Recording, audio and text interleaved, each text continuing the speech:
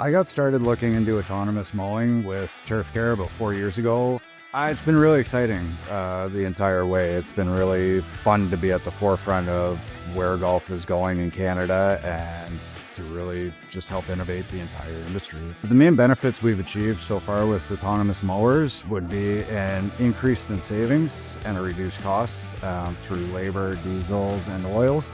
The economic benefits of the mowers have been fantastic.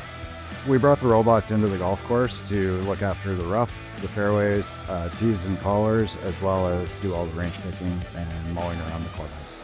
Since implementing the mowers, we've actually been able to double our mowing capacity on the entirety of the golf course.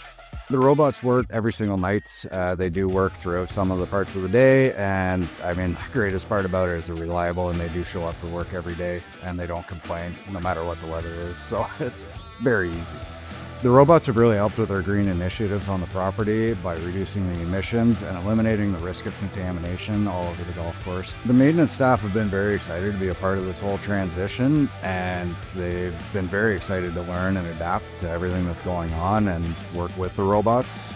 It's also freed up the time for them to get out and do projects as opposed to just cutting grass all day. So the staff have been very happy with everything.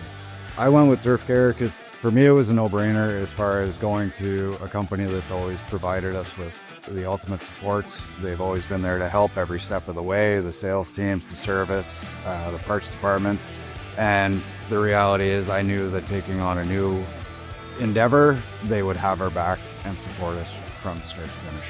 It's been really exciting to be the first two golf courses in Canada to adopt robotics and just really help shape the future of golf and the entire golf industry.